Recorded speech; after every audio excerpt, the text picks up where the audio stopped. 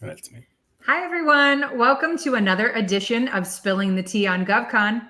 I'm Teresa Moon, Director of Business Development for Parabolis. We provide a better financial partnership for government contractors that includes a line of credit to fund your growth. The purpose of this podcast is to assist small businesses with success in the federal marketplace by introducing them to industry experts and resources that they may not otherwise know about. Today, my guest is my friend, Larry G. Webb, District Director for the Small Business Administration out of the Washington Metropolitan Area District Office. That's a mouthful. Larry and I met a few years ago at a Women Impacting Public Policy event and have since participated in several more events together. Larry, your passionate support of the GovCon community is absolutely admirable. And I always love having the opportunity to chat with you. So thank you so very much for taking time out of your busy schedule to join us here today. It is indeed my pleasure. And you are such a dynamic person. I remember specifically the first time I saw you on that lending panel at last year's Webb or the year before that.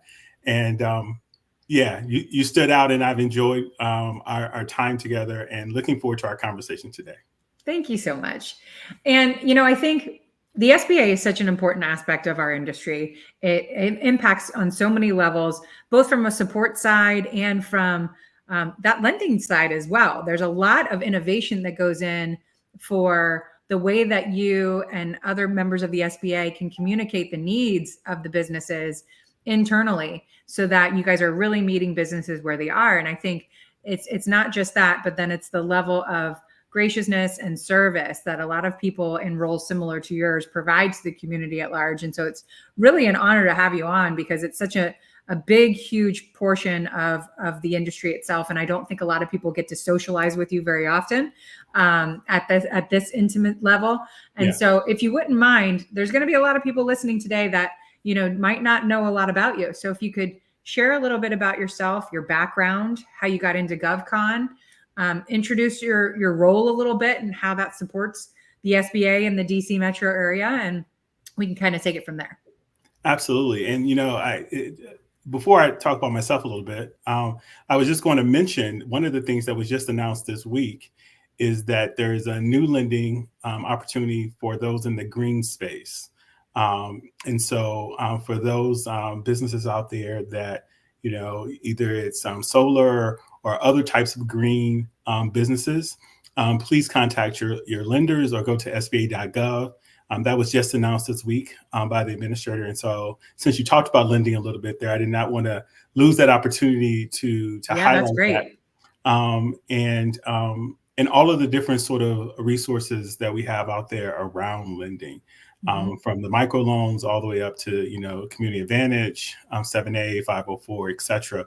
All of those things there to help small businesses grow and expand. And so for the listeners, for those who haven't tuned out, I hope that I'm energetic enough and interesting enough for them to stay engaged. Please go to SBA.gov/lending to find out all about the lending programs that Teresa was mentioning. Because that's the way for you to get involved, for you to learn more, and specifically around Lender Match, which is our sort of innovative tool to help lenders connect with small businesses, particularly small businesses that may not have a relationship already with the lender. So that's a great opportunity. About myself, I am a Midwesterner, born and raised in St. Louis, Missouri. Went to undergraduate in a small rural town in northeastern Missouri. It was in the tri-state, so I was right there at Iowa, Missouri, and Illinois. So many people really don't, I guess, imagine that I spent a lot of time in cornfields and scenic vistas overlooking the Mississippi River. The town was about 1,000 and the school was about 1,000. So we doubled the population of the town that I went to undergrad in when school was in session. I was happy to go back actually a few years ago and see what I had imagined over the 30 years since I had left is that town had gone away, had gone asunder. But I was really happy to see sort of a business boom there, that the small downtown was vibrant. There were new restaurants. The school had expanded toward the highway, and if anybody knows anything about small towns, have a connection to the major highway that goes through your town is key. No disrespect to one of the largest businesses in the world, but no, Walmart had come and shut down all the small businesses there, and they were really vibrant and thriving, and it was sort of exciting to go back and see that. After graduating from that small college there, I went to Case Western Reserve University for law school in Cleveland, Ohio. I actually took some time off from law school, which was crazy. Everybody in my family was like, "What the hell is going on?" But I had come out, and that didn't go well, quite frankly. And my father had passed away, and so I took some time off from law school and started working. And eventually went back to law school after taking some time. I, at the time thought I really didn't like the law because that was a really tough time for me. And so, for anyone who's gone through a tough time in their life, you kind of sort of put everything in the basket together and throw it in the closet.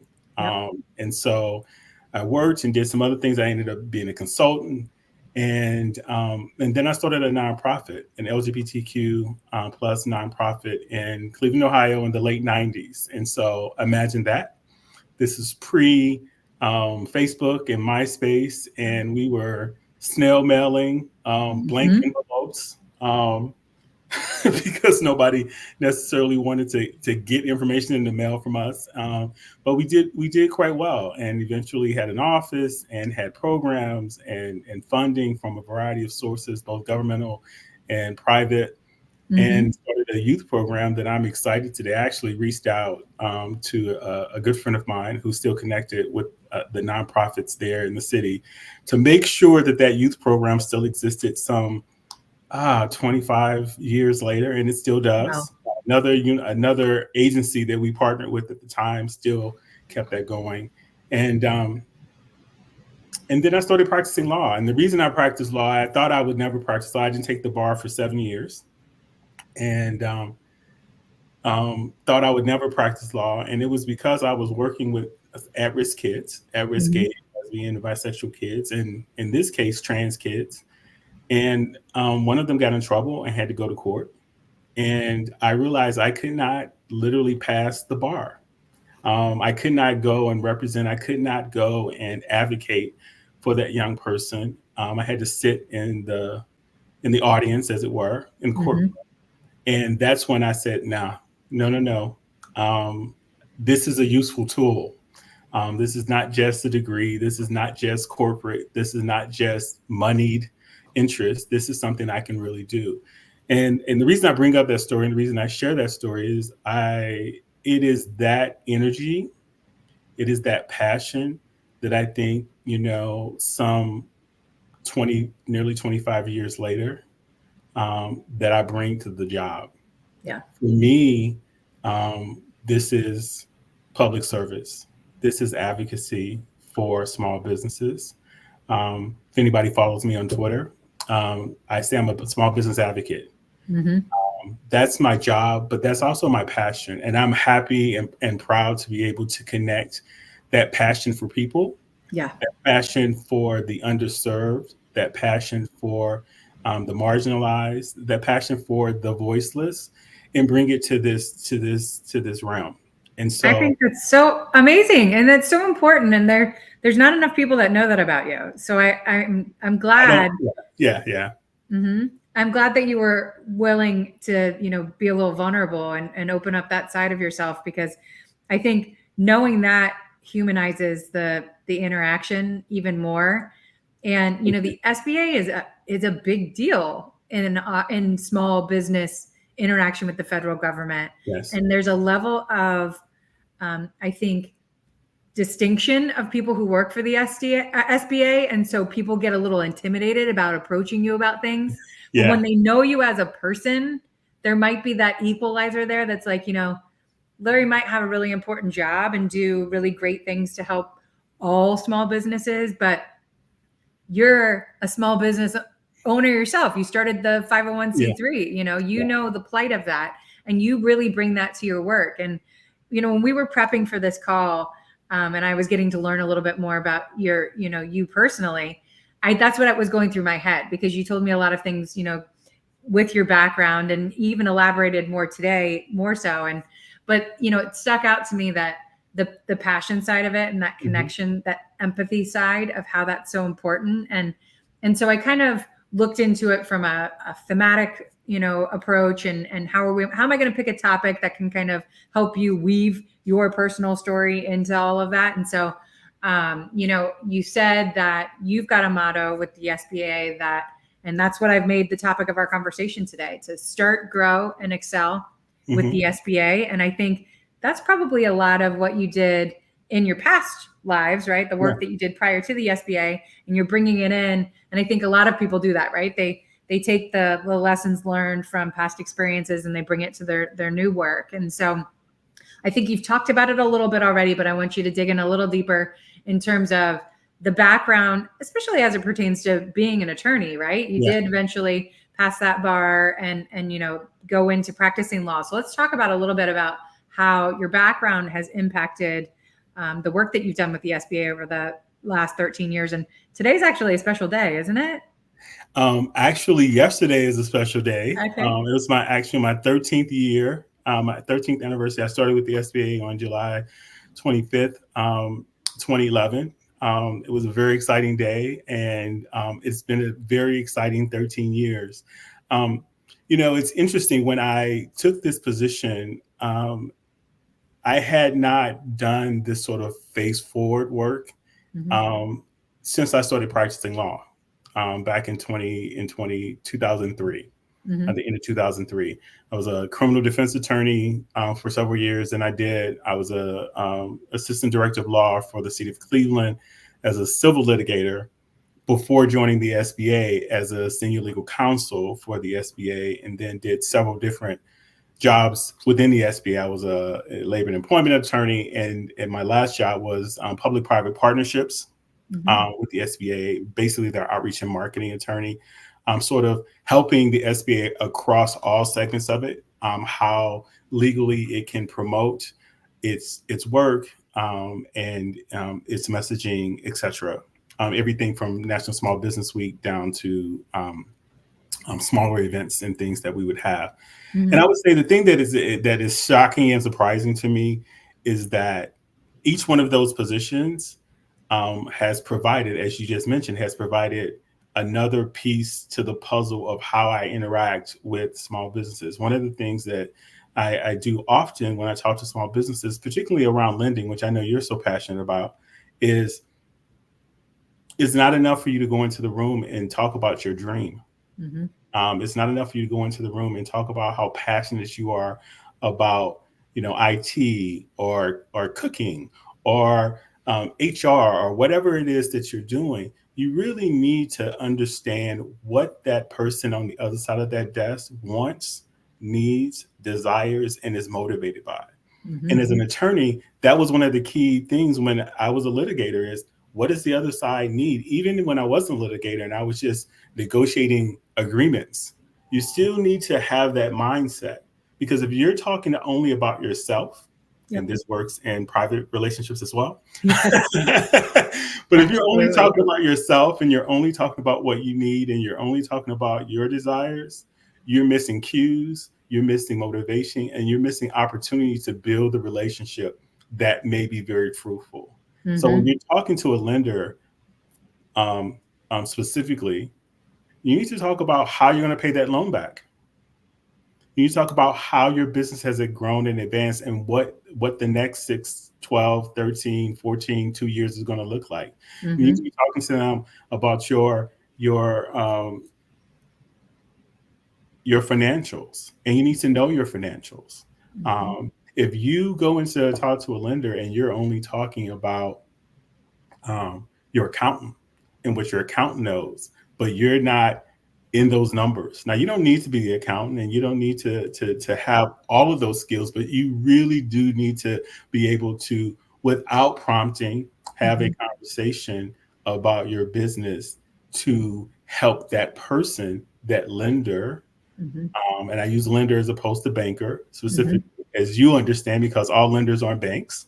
Right. Um, that lender be able to advocate to you, for you, not to you, for you, with that underwriting arm of their business. Because you're never really going to talk to the underwriter, Right. right? You're never going to talk directly to the underwriter typically, unless you're sending, papers and whatever. And so Mhm. it's your job to convince that lender, the person that you're talking to, whatever their title is in the business, that you're ready, that you have the background, and that you have the skills and financial supports to support the loan. Because Right. that's really all they care about. And that's not Mhm. to be callous. And some lenders are have been doing this for a very long time, and they love small businesses. But at the end of the day, their job, no matter how much they like you, their job is to make sure that they underwrite loans that are going to bring money back to the business, Mhm. right? Yeah. Or the nonprofit, because in that community lending space, maybe it's a nonprofit, maybe it's not a for-profit business, but they still need to have an opportunity for those loans to be successful. Nobody, Mhm. and just like you would not partner with someone that could not fulfill the obligations of that partnership. You're not going to Right. have a customer that doesn't continue to pay you back, right? You're Right. not going to continue to sell That to is someone. frowned upon in the lending Yeah, process. that is But I very love, frowned upon. Yes, yeah, and I love it that you understand that, the best way for a path forward is being able to advocate for yourself. You don't have to be the absolutely, expert that generates all of it, but if you don't know any of it, you're at a disadvantage. And it doesn't mean, having an accountant or CFO that can speak on your behalf is not a bad thing, right? They can advocate absolutely the not. numbers side of it, but you got to keep yourself in the process enough to know. Our CEO says all the time, as a business owner, if you don't know where your money is, you don't know if you're doing well or if you're doing poorly. And so you don't know whether or not you need to keep doing what you're doing or pivot and do something else because Absolutely. it ain't working. Right. And so Yeah, I agree with you 10,000%. And I think most people can lean on the experiences of the past and bring it forward with them so that they don't make the same mistakes. And I love that, your past experiences have impacted the way that you do the role that you do currently within the SBA. And, I think exciting things are ahead yeah, for, specifically your role and your group of your team, if you will. I know that you guys are in the process right now of planning to quote unquote meet the community where they are, right, in the coming yes, months. So absolutely. are you able to talk about any special initiatives that are in the works that the community at large can expect to see? Yeah, thank you for the opportunity to share this. We are currently at the end stages. We haven't signed every document yet, but we're at the end stages.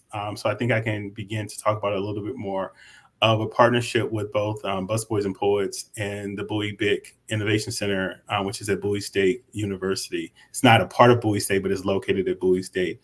Um, to sort of do a business development initiative. If I have if that's the term, we haven't named it yet specifically, but that's the term that I'm using. Specifically around our 8A firms. For those of you who don't know WMADO and what WMADO, we're sort of placed in the universe of SBA. I'm going to take a step back and talk about some things and then bring it back. For those of you who are watching this from other places outside of the Washington Metropolitan Area District Office, or the DMV, as a small colloquialism, the SBA has an office in every state. In large states, we have at least one office. In large states, we have two. I Mm-hmm. said that backwards, but I think people could follow that. Two or more. And so you can go to sba.gov/local assistance, or just Google SBA local assistance, and you can find out where those offices are in your area. So if you're in Maine or Oregon, if you're in Texas or South Carolina, there is a SBA district office there. But more importantly than those SBA district offices, there are what we call our resource partners that we have use grant funds to support them so that they can work with you. So even though we may have one district office in your state, we have resource partners Mm-hmm. all throughout those states. And the reason I bring that up in context of this mobilization is that WMADO is obviously in the nation's capital. So much of the government contracting that happens here. We have Mm-hmm. about 1,000 firms on our portfolio, and we have, quite frankly, around 10 or 11 BOSs, which people call them BOSS, but they're business opportunity specialists.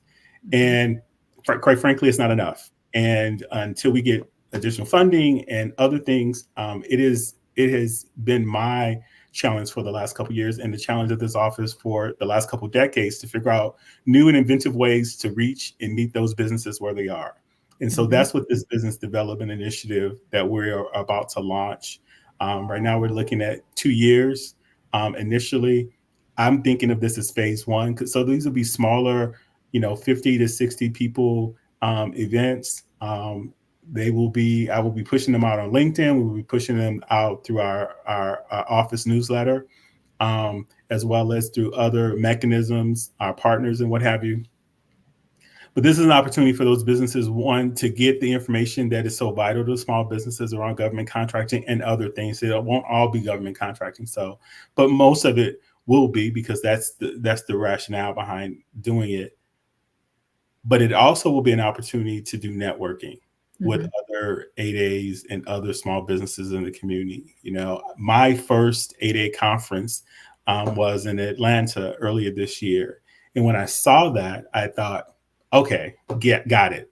Because it wasn't just the informational sessions, it was the conversations that those businesses, some who had been in the 8A program for a number of years and had been very successful, and some were nascent and just, had just gotten their 8A certification. Some were not even 8As yet. They just knew that this was an important conference for them as they were thinking about it. And the conversations that were happening in the lobby and in outside of conference rooms, I was watching and listening. And I thought, that is really what's important. And if we have a fourth of the portfolio here in the Washington metropolitan area, then it behooves us to find a way to bring those small businesses together. So for me, this is a beginning, but this is not the end. I really hope that over the next few years, we can build this out so that we can have not a competition with the 8A national conference. I don't want to do that, but a way to galvanize these firms here locally with those firms that have graduated, bring that expertise in so that we build community. Once again, in a lot of ways, I'm leaning on my past experience around building community, providing the community with the resources that it needs, and then allowing them to build out. And allow that to happen relatively organically. So that's one of the large things. The other thing that I've been talking about all year. So some of the people who may be listening, like, Larry, you said that in February, you haven't done it yet. These series of roundtables. And I have been meeting individually with lots of small businesses and asking questions. That has really been my model for the last few years, is to listen, not to come in thinking I know everything, not to come in trying to upset the apple cart, but to listen and then act. And so, and that is so important. I mean, and if I can help you facilitate doing more of that, the people that are saying, hey, you said that in February and I haven't seen it, maybe I can help generate some action behind it. I'd be happy to utilize our resources to help you get more people in the room for those roundtables, because we tell people all the time, best way to learn is through other people's experiences. And absolutely. People love talking about what they're passionate about, and they love talking about what it took to get there. And it all isn't all sunshine and rainbows, right? A lot of it is sweat equity and a lot of hardship and, sleepless nights. And when you share those experiences, you're allowing people the ability to learn through your journey.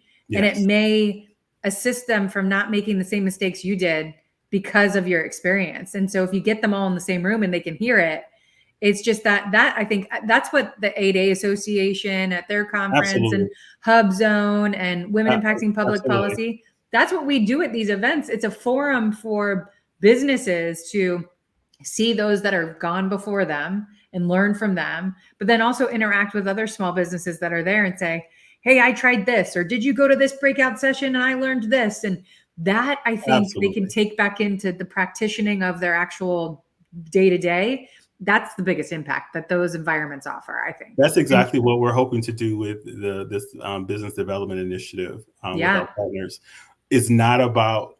I mean, I'm sure there will be some resource partners. I'm sure there will be some government, some SMEs. But hmm, really, what we're looking to do is to get other small businesses that are similarly situated or have been in that space before to be the deliverers of the message. yep, People that look, sound, and act and move through the universe like small businesses, right? hmm, And allow them to create that energy. And so for me, it's not about me speaking.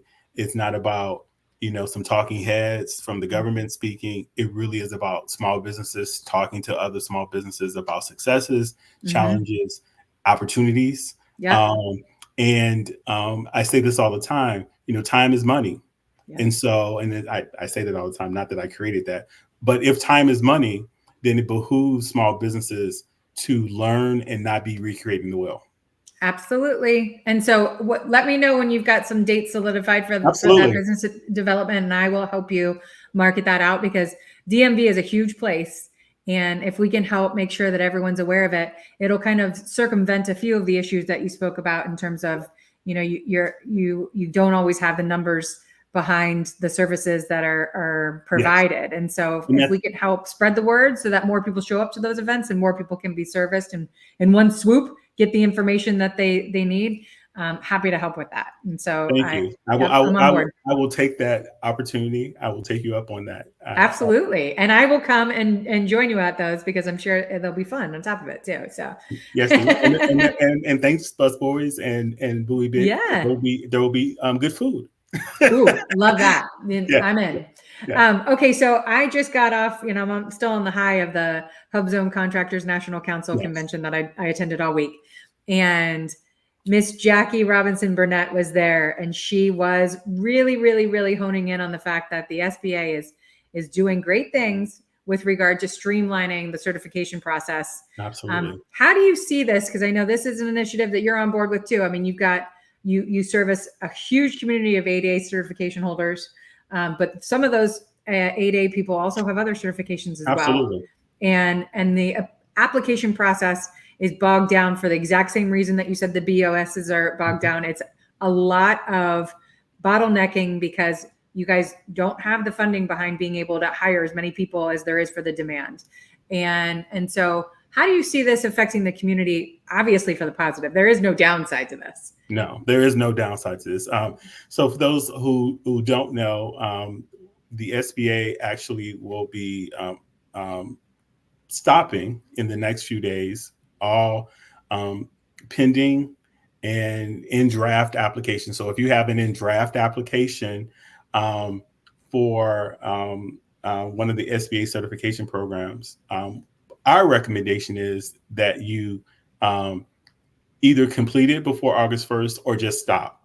And the reason I say just stop or just stop is because after the certification program launches again in early September, what you will be able to do is certify yourself for all SBA certification programs through one application process.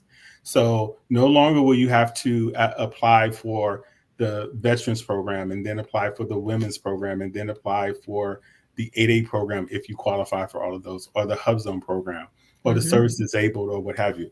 And so this is a really great opportunity. What it entails, however, is a technical change within the agency, which is why we're going to have that window. But it's also has required, and we've already begun to work on this, is training changes, because we have had certification experts that read your application in silos.